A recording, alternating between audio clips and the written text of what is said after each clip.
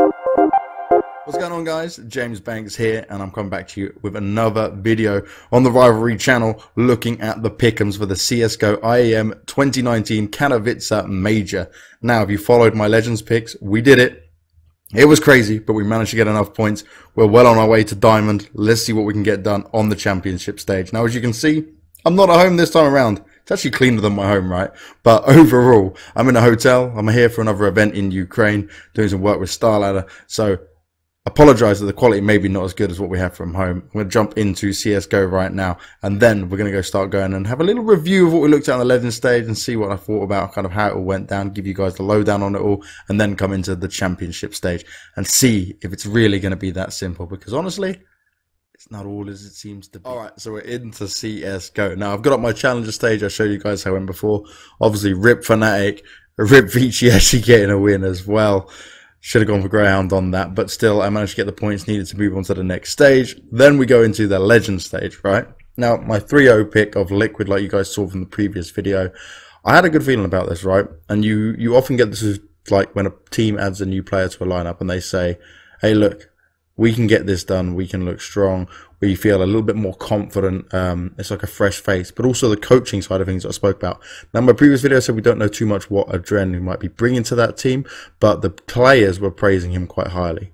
Now, clearly things worked out for him. They went 3-0. Astralis obviously came through like most people expected. MIBR in there as well. Na'Vi. Now, I said that was a bit of my like wild card pick, right? My Na'Vi one was kind of the worrying bit, because they have times where we're like, yep, they're really going to do it, and then other times where they struggle.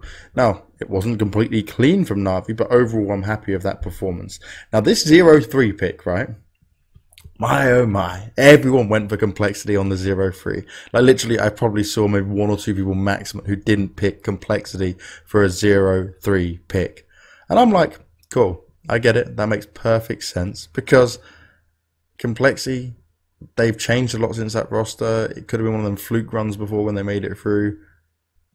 They had to do it, didn't they? They had to get a win. And I think what it came down to was, where everyone was so against them, they were just like, yep, we're going in for this. We're going to make a big win happen now.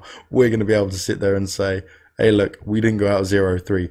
Now, this one, NRG. Now, after looking at what NRG did in terms of a year just gone, everyone would have been saying, yeah, they're going to make it through. They also went 3-0 on the previous stage. I was like, cool, this is looking like a good NRG lineup. Now, there was a few questionable vetoes that came into play. Cirque, who at times can come alive, but against the stronger teams is still struggling. And this worries me, because he was supposed to be one of the star players. Ethan and Breezy, though, my God, these guys are killing it. Now, one thing we have found out recently is that potentially Tariq could be replacing Fugly. It's just rumoured at the moment when I'm filming this on the 26th of February. But could be a thing that happens, because Tariq, very capable player coming from MIBR, he's sat on the bench waiting at the moment. NRG want to elevate to the next level. Tariq will be a perfect addition. Can't deny that. But that also comes into the factor of, were they giving it their all? Were they kind of like, they should give it their all, because yes, you may be going, but it's still a performance, right? You still don't want to mess these guys around. But yeah, they were off, and now it doesn't seem all that weird. This one though, went 0-3 as well. Now, admittedly, yeah, Smooya, he comes in and says, not going to play. They put Nex back into the lineup after having a little bit of time. But Nex was one of the only people that performed. God B had a shocking time, but he knows how to bounce back from it. I've seen his tweets coming from it. God B was like devastated after this, right? You could see it in the photos, the videos that were being shown, because 0-3 is not where anyone expected big. So my 2 picks there really messed me up. But we still made it through, right? Now, I want to talk about Ents there as well. Ents, Alu, just had a baby. Obviously, he went home where the baby was, couldn't practice with the guys because the rest of the team stayed in Katowice. I'm sure Twister stayed in and was playing, but it's nowhere near the same, right? Twister's not going to be able to perform and fill in all the roles and be exactly spot on, although he's a remarkable coach. It's not the same, right? They start off, they go 0-2, and it's like, Ents could be going out. This could be it. And they battle back with pure, and okay, a lot of their games, right, are very close games. They get a lot of 16-12, 16-10, 16-14 games. But Ents, they still managed to get it done for, and that was my worrying one. FaZe also, it wasn't clean for them, but they've always been a team where you can go, okay, look, they've got the caliber to do so, right? Olaf now 14 for 14. He's been at Legend stage for all majors. GOAT, greatest of all time, at least in CSGO, right? Because that is a whole different level of just caliber. Like, to be that good and to constantly make it on different teams as well, beyond impressive. So the big situation, right, I think they need to go back to the drawing board a little bit. Tabson is not a primary AWPer. He never has been. He's now with Smooya going, is the primary AWPer. And they spoke about it before, right? Smooya's like, Smooya memes a lot. Smooya's like, oh yeah, Tabson's a better AWPer than me. He was a better CT AWPer. He fits the style of Big. And Big's a team that doesn't like to change up their play style too much. Like, they have their game plan. You listen to what God B says. You do as you're kind of told. And you get to this position. But no way did I expect a 0-3. Either way, we made it, right? So we're still in. We're still in a chance. Now, this one. I don't really need to go into massive detail when doing this part because, for me, it is pretty clear-cut on these starting ones. There's only a couple of games in there where you could really argue it. And remember, you've just got to get a couple right each time. Look. Place 2 correct picking predictions for the quarterfinals. Place 1 correct picking for the semi-final, and make a correct prediction for the grand final. So this is the only one, right? When there's 4, this is the harder one. Let's do this. Nip versus Astralis. Now Nip, and I love this, right? Get right. A good friend of mine. I've known him, God, since 2008, 2007 maybe. I did first interviews with him on video back in the 1.6 days of like him when he was under SK Gaming. This guy has lived, breathed, and played Counter-Strike to the highest level, and they managed to get this far. Again, very tough for them. I didn't have him in my pick'ems, right? I had NRG there, I had Big there, but Nip, they made it happen. They shined through, and you know how much it means to them. So it's great, but this draw against Astralis. Now, if you look back in the past, some of the matchups these two teams have had, they've actually had close games. Like, Nip can give them a run for their money, but like Dennis, he was really critical on himself, and this is why I love Dennis, because he will work hard. He wants to push the boundaries and make sure that he is performing for his team. He was so unhappy with his performance at the Legends stage, but when it mattered, he stepped up. Now, Forrest, he's been playing good, been holding his positions, he's been doing all right, but get right, yes, he's still up there, but there are certain players that I think when you go up against the Astralis, this is going to be too hard. Now, Nip do play better against teams they know, against teams of this level. That's where they're used to fighting at. It's the other teams, which like the Vichis and stuff and the Vegas squadrons that completely throw them off guard. But I'm sorry, Nip, I can't see you beating Astralis. Astralis are the best team in the world at the moment, right? They had such a phenomenal year last year. They had a game, they lost the map to Renegades. It was a very close game. It's like 1917, I believe it was. But all the Astralis players are also sick. So they've got sick over their time in Katowice. They're not feeling too well. It's very cold out there. I just come back from there from the minors. But even then, I feel like this would be probably one of the biggest upsets in the last 2 years if Nip managed to take down Astralis. I'll come out and say that. It isn't impossible, but the map pool for Astralis is deeper. They can pick into pretty much anything they want. They can play the mind games with Nip, and they just play better as a team. Now, saying that, Forrest, Get Right, Dennis, if they can all step up, then there is a potential in there, right? But I just don't see it happening this time around. Now, this is my first one, which is a bit harder to discuss. MIBR, right? It wasn't clean, it wasn't pretty, but this is notoriety of the name. These are players who are used to this top level of competition. They've been at majors, they've won majors, and they've got their little squad back together. Taco's there, Zeus is there, it's the full Brazilians. They got rid of the Americans, and they're ready to play. Now, Renegades, I did not think they would get this far. My God, I just didn't see it, right? And once again, they prove it, and they do it very well. That game against Astralis showed me that Renegades have certainly, the boot camp they've had over here in Europe has been amazing for them. But the only thing that concerns me with Renegades is Liaz and Greta's faction. Every stage so far, this is the biggest stage ever. Remember, Renegades, as a team, since Renegades' inception, this is the furthest they've ever got in a major. And this is huge. This is incredible. You can't take any of this away from them. But when it comes to these nervous moments, when it comes to the kind of the experience, you've got JKS, yes, you've got fucking, sorry, JKS, we've got JKM as well. We've got Azza, that's what I'm trying to think of, Azza. And these guys have been playing for the longest time, but they've been on the rough ride, right? And although, yes, this is a great Renegades and they're playing so well, this is also a Renegades that now will be going up against the big boys in a best of three, straight out the gate. There's no chance for like, remember, if you lose your best of three here, you're out. There's no like best of one warm up, then you play another game, and then elimination games, best of three. This is do or die. And this is where the Brazilians start to shine. Now, Cold Zera, he stepped up on an individual basis hugely. Fallen's been okay in there. Like, we haven't seen the other players really step up, but you know the Brazilians can bring their A game. Now, I really do want to pick Renegades as the wild card because I feel like, at least in teamwork, Renegades have proven that they are consistently getting better across all the stages. I just think this will be too hard for them. I think this will be too hot to handle. But this is the one I'm going to come back to this one, right? Because this is my most doubting one. Like, I could pick Renegades in there and everyone would be like, oh my god, what the hell? But like, it's not a wild consideration for me to go Renegades could beat MIBR. Like with the NIP one against Astralis, then that would be a huge, huge upset. But this one, just because of MIBR, we still haven't seen that much from them. We've only seen this event as a new team. I feel like, yeah, okay, you've actually got a good chance at this Renegades. Like, this is not a bad matchup for you. So I'm going to come back to it. There's no guarantees right just yet. Now, Liquid versus Ents. I love Ents. You know I like the way they play.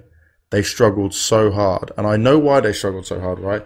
Alu's just had a kid. I have a kid myself. I would 100% have gone back home and avoided practice. No one can fault him for that. And the fact they've made it this far is more than impressive. But you're now going up against a number 2 team in the world who are also just had a new player and coach addition, who have also been more than capable of at the moment saying, look, we're going to play some really heads-up Counter-Strike. And Liquid's map pool, people sleep on the map pool. Now, admittedly, we haven't seen the full map pool from them. I think they've played 5 maps over this major, right? But this is all we've got to see from them. This is all we know as of now. I honestly believe, though, even with Ents, like, Ents would need Train in there, which Liquid could just straight away ban out, no problem. And this is where it comes into Liquid's map pool will just play better for them. So, I'm sorry, Ents. I'm sorry, Finland. I've got to put Liquid in there. I think, given if Alu didn't have the kid, I still would have picked Liquid. It's not that big of a factor into it because Liquid, I think, are just that much better. But Ents are certainly a team where I'd probably be thinking, similar to how I thought about MIBR Renegades, I'd be thinking the same way had Ents' performance been a bit better in the previous stage. Now, Na'Vi versus FaZe Clan. Na'Vi, Simple Electronic. Absolutely brilliant to watch them play. Simple, best player in the world, no doubt. Electronic, he is still, I don't think we've seen him reach his potential. He's still obviously moving around in positions. Even Flamey's been stepping up. So if we go back to what I said in the previous video, I would 100% say that, like, if Na'Vi ends up rebuilding around this roster, it'll be Simple, Flamey, and Electronic. Sorry, Edward. Sorry, Zeus. You got to go. And they'll try and build something new into that because remember, there's definitely changes coming to Na'Vi after this. Now, FaZe Clan. If they do well here, they might even keep a Dren. And Adren was a player where I was like, he fits onto that roster. Guardian's obviously in there as well. And Guardian's been playing pretty on point. I'm happy with it. Olaf, you can't fault him. But I think it was Sponge mentioned this the other day on the HLTV confirmed episode I did.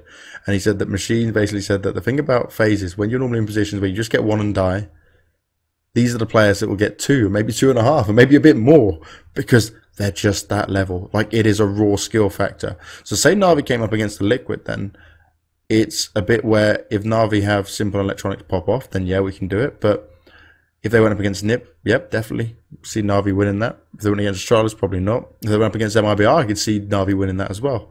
My thing here is Na'Vi going up against FaZe, just having your 2 stars perform, and even if Flamey steps up, is not enough against the FaZe Clan.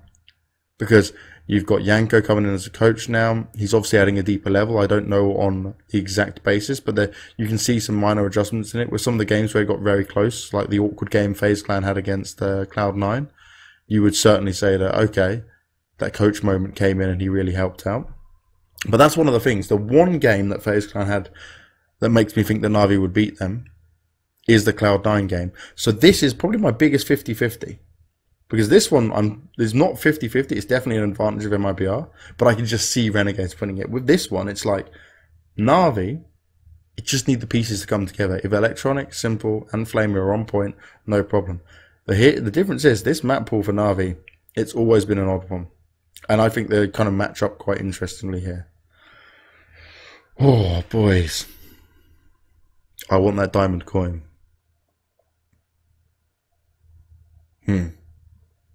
This is where it's really tough. I'm going to go ahead and put FaZe there.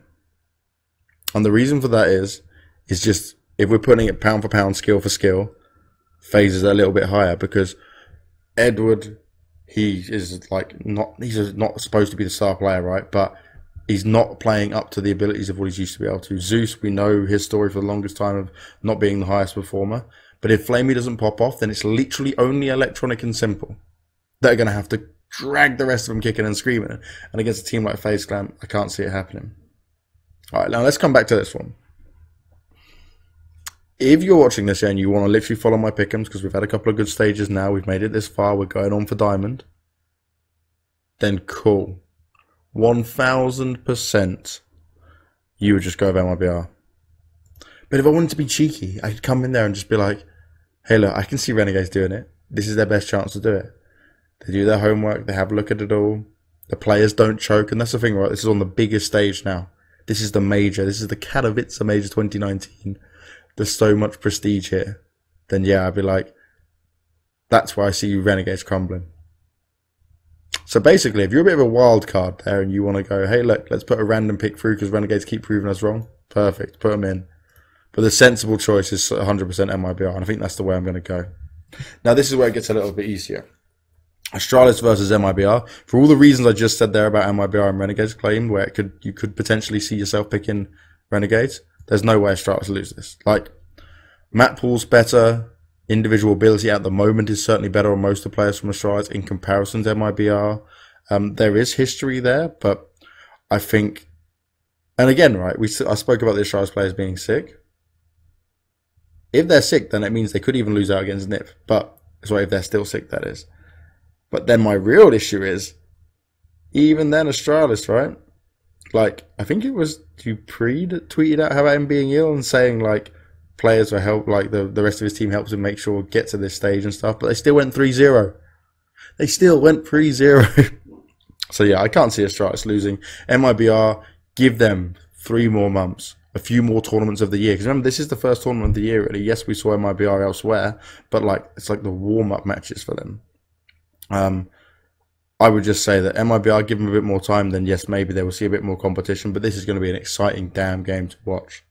Now this one, Liquid versus FaZe Clan.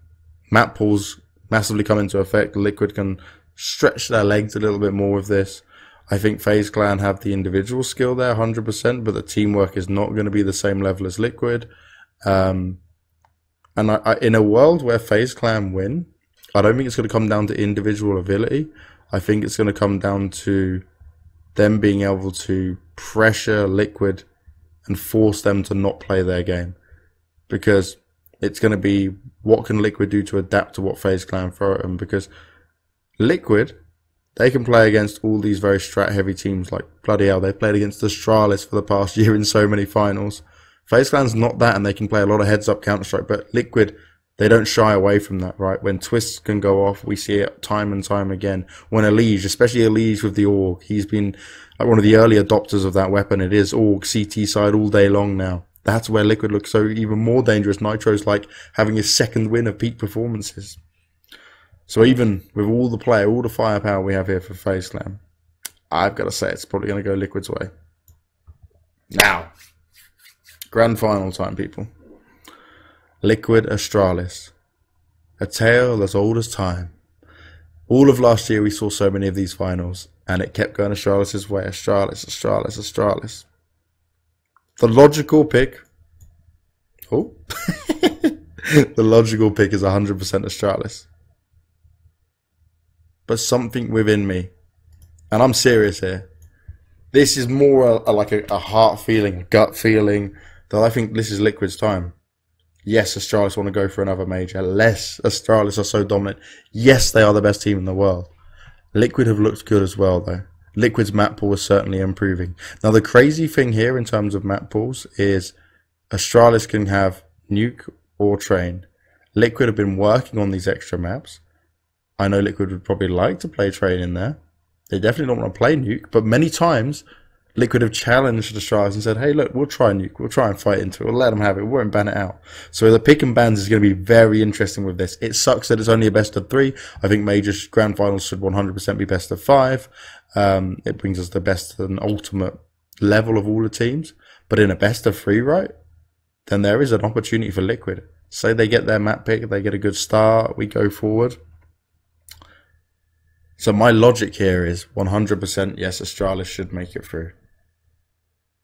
It should be like, if you want my complete logical brain, statistical on top of like what we've seen from the teams, this is what it would look like. But there's just something, I have a good feeling, I just can see it. This time could be the Liquid's time. It's not because I'm even a Liquid fanboy. It's not really a team that I've massively supported in the past. I'm definitely more on the side of what Astralis is doing and how they play. But I think there's a lot of factors that could play out here that work in Liquid's favour. Like the new team moment, right? Everyone's all happy together. It's the first event. It's like, we got a brand new team. Let's do this. Let's rock it together. Stewie in there as well. Adren the coach. And it's a very different style of a coach to what Zeus is.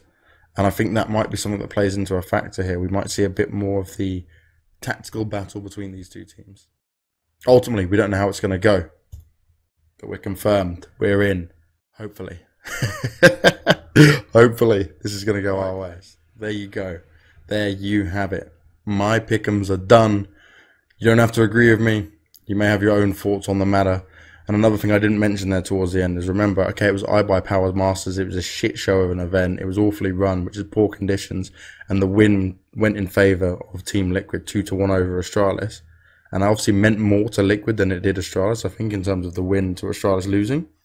Because it was such a memed event. But now we're at the major. This could be the confidence they need to get it done. I'm going with Liquid all the way. Whew.